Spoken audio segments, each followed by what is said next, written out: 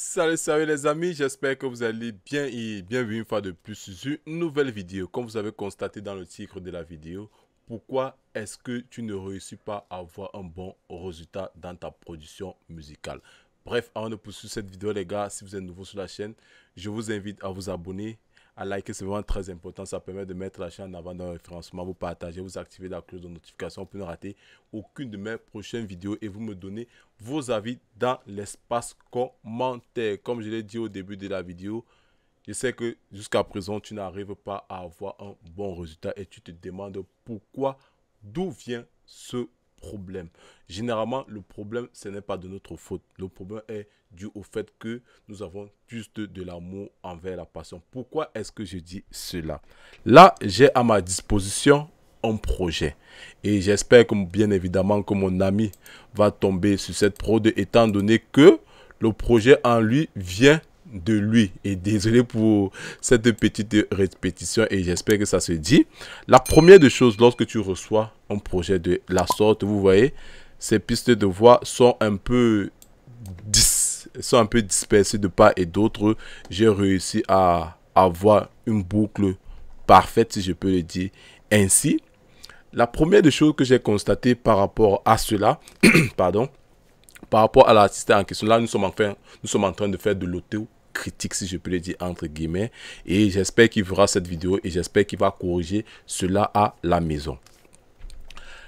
Là, vous voyez, nous nous rendons compte qu'il a fait pas mal de prises étant donné qu'il ne vocalise, j'ai l'impression qu'il ne maîtrisait pas son test. Ça c'est mon impression, je ne sais pas dans quel contexte il se trouvait, ça c'est mon impression, ou alors il n'avait pas assez de souffle pour pouvoir faire une piste lead bien complète. C'est quelque chose qu'on travaille, donc il ne faudrait pas comprendre cela comme un amusement. Et généralement lorsque vous faites cela, c'est pas évident que vous gardiez le même rythme du début jusqu'à la fin. Lorsque vous faites des coupes, il faudrait vraiment être un top, vraiment un top artiste pour pouvoir faire des coupures de part et d'autre, étant donné que la première vibe ou la première prise que vous allez avoir faite ne sera pas la même que la seconde. C'est vraiment très difficile. C'est quelque chose qu'on travaille chez les chanteurs. Bref, c'est vraiment très difficile. Ça, c'est un problème que vous allez rencontrer lorsque vous seriez en phase de mixage. Et là, ce n'est pas de votre faute. C'est la faute de qui? Du chanteur en question. Ça, c'est le premier piège que je vais vous faire part. Le deuxième piège est que quoi? Lorsque vous tombez sur ce genre de process, encore une fois de plus, je vous conseille de faire une boucle de la sorte pour ne pas ouvrir, pour ne pas avoir peut-être, je vais un peu essayer de créer, pour ne pas avoir ça. Pour éviter toutes ces manipulations-là. De faire, pour ne pas avoir toutes ces pistes-ci que vous allez mettre telle ou telle, vous allez mettre une égalisation, la compression, l'égalisation, la compression. Non. Je vous conseille une fois de plus de créer cela parce que lorsque vous avez une boucle de la sorte, ça vous permet de gagner en CPU. Parce que si vous faites de boucle en boucle, vous mettez chaque plugin, vous allez vraiment perdre en temps, si je peux le dire, entre guillemets, et en ressources sur la machine. Ou alors faire une fois de plus un bus de votre voix dont toutes les pistes vont être routées ici, comme ceci. Vous mettez là bus. Mais moi particulièrement, je préfère travailler de la sorte pour la simple raison que quoi, si je mets comme ceci, je peux me perdre dans mon processus, tu vois. Il peut arriver que je déplace peut-être la boucle d'une voix sans m'en rendre compte. Ça, c'est le premier détail à prendre en compte. Ça, c'est le second détail, pardon, pas le premier, j'en ai déjà parlé de l'autre. Lorsque vous avez réussi à faire cela, maintenant, nous allons partir du côté de l'enregistrement. Il a enregistré sa voix en moins 18 dB. Mais jusqu'à là, étant donné que beaucoup d'entre vous regardent des tutoriels sur le net, ils se disent que en moins 18 dB, je dois enregistrer ma voix en moins 18 dB parce que j'ai entendu quelqu'un. Non, ce n'est pas comme ça que ça fonctionne. Désormais, je vous conseille, c'est vrai qu'il faut enregistrer sa voix en moins 18 dB, mais dans quelles circonstances est-ce que vous vous trouviez? Est-ce que vous avez le matériel approprié pour cela? Est-ce que le micro que vous utilisez est de bonne qualité pour pouvoir enregistrer en moins 18 dB? Même si vous l'enregistrez en moins 18 dB, est-ce que vous avez une carte à votre disposition? Il faudrait qu'on se dise, parce qu'il y a d'autres personnes qui peuvent enregistrer avec la carte son intégrée directement à leur machine. Si vous avez même ces cartes qui sont moins 18 dB, est-ce que ça vaut vraiment votre voix? Est-ce que votre voix est capable d'aller à moins 18 dB? Parce qu'il y a des voix, quand vous l'enregistrez en moins 18 dB, vous sentez déjà de la présence tellement l'artiste est vraiment posé, il est fort dessus, si je peux le dire entre guillemets. Maintenant, si vous avez enregistré en moins 18 dB et jusqu'à là, vous allez vous rendre compte qu'il y a problème de volume, il y a pas mal de VST sur le marché qui peut vous faire gagner en volume. Il y a notamment le Studio Rack de chez Wave qui va vous permettre de gagner en volume en toute sincérité. C'est très simple d'utilisation. Je vais vous donner un potard que vous avez fait. Lorsque vous avez ouvert votre Studio Rack, qu'est-ce que vous venez ici là? Vous faites ceci. Vous augmentez le gain de votre voix. Là maintenant, vous pouvez faire votre égalisation, vous pouvez faire votre compression ou alors vous pouvez juste hausser le volume de votre carte son. Ça, c'est le troisième point. Si vous avez toujours du mal, vous pouvez également booster votre volume avec un peu de la saturation. Il y a une manière de faire cela. C'est vrai que si vous exagérez, ça va créer de la distorsion.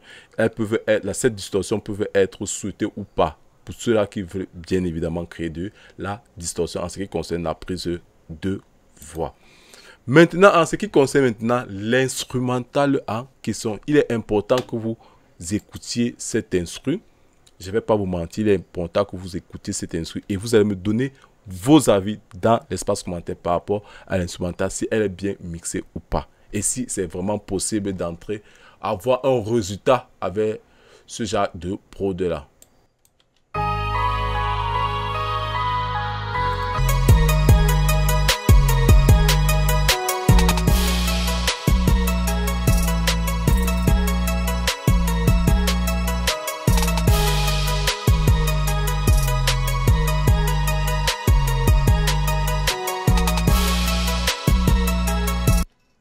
La prod en elle est magnifique, mais en ce qui concerne le mixage, elle n'est pas de qualité.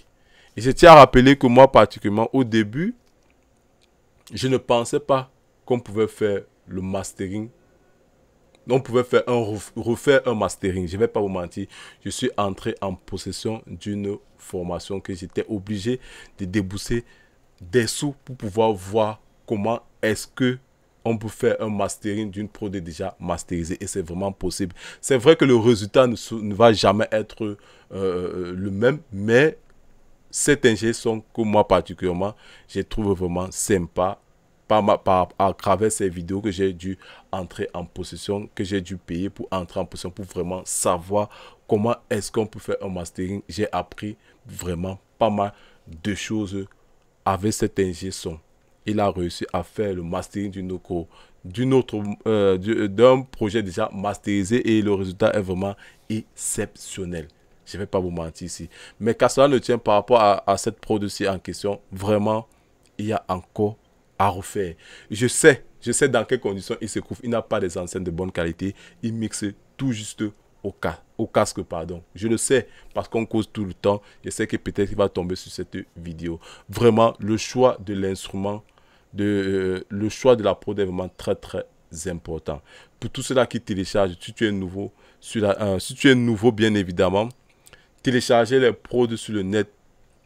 C'est vrai qu'on n'a pas assez de moyens, mais entrer en possession des prods de qualité, ça vous permet d'éviter cette confrontation avec votre musicien qui vient enregistrer chez vous. Ça va vous éviter certains problèmes, étant donné que lui, dans sa tête, il sait que vous êtes capable de faire, mais il ne sait pas dans quelles conditions il faudrait entrer en possession d'un instru de qualité. Vraiment, il faut payer vos instrus. C'est vrai qu'il y a les taille beat ou les taille beat sur le net ici a pour but de vous faire juste avoir un flow posé dessus. Maintenant, si vous êtes déjà apte, vous entrez en possession du vendeur, il vous donne le plein potentiel du fichier en question. Vous partez maintenant voir votre camarade, ami ou alors un ingé son qui sait vraiment faire du mix ou alors du mastering. Là, présentement, la prod en question, moi particulièrement, je ne peux pas faire grand chose. Je ne peux pas donner le plein potentiel. Là, le kick, il est noyé, la basse, ainsi de suite. Il y a vraiment des aigus de part et d'autres. Ce n'est que normal.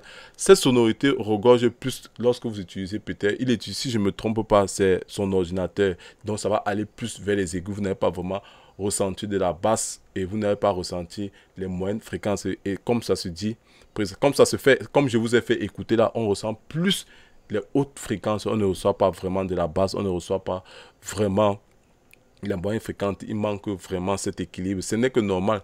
Il a mixé sur l'ordinateur. Moi particulièrement, je ne peux pas faire grand chose. Je n'ai pas encore atteint ce niveau de pouvoir refaire un mastering, parce que là présentement j'ai constaté qu'il a déjà eu à faire un mastering sur cette voix. Voilà quelques détails que je voudrais apporter pour tout cela vraiment qui n'arrivent pas à avoir un tel résultat sur leur projet. Mais en ce qui concerne la voix, je vais vous faire un peu écouter la voix. Je vais vous faire écouter sa voix en question. Je vais router cela sur une autre piste. J'ai mis cela à la piste 7. Nous allons juste écouter notre voix. Elle est même où cette voix là? Oh là là là là là là là, voici.